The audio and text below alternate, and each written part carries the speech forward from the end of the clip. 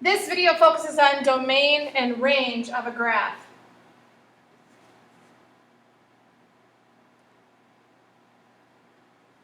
The domain definition is what are the x values that make that function defined.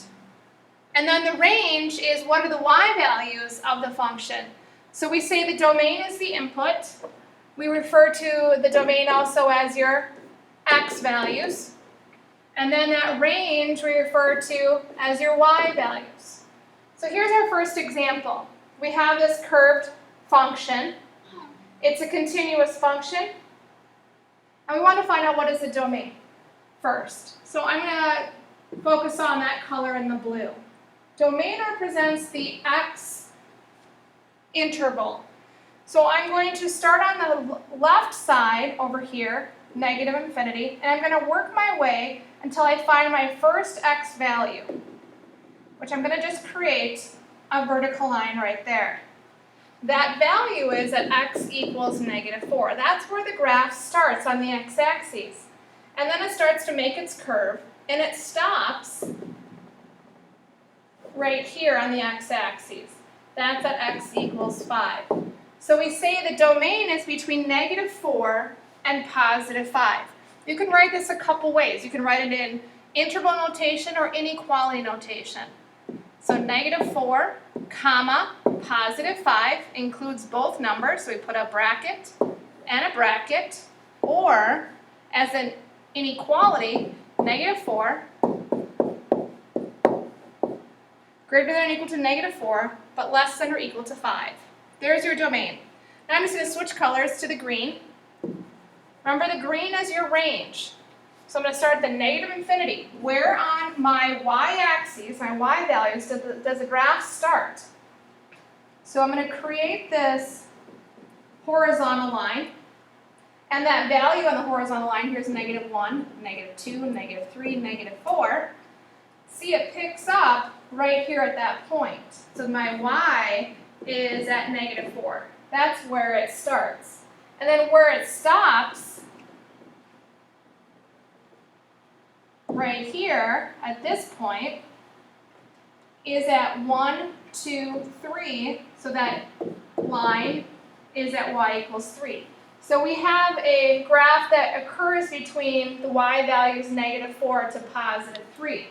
Just like the domain, you can write it as an interval or as an inequality.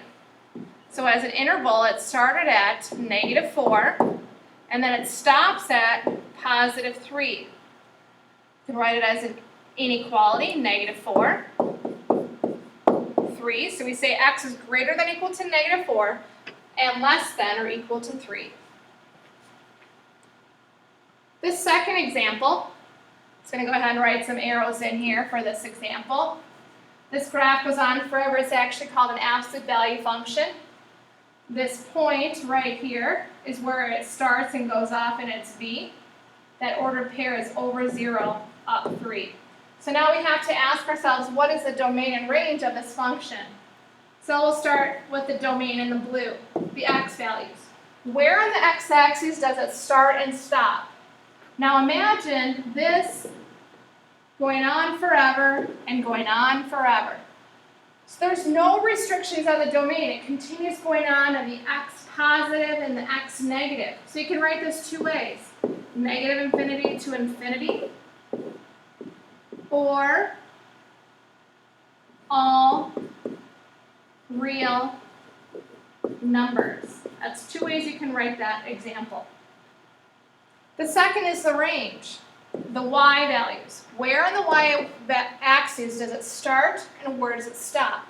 So I'm going to go to negative infinity on the y-axis. Where does it start picking up? It starts picking up right here at this point.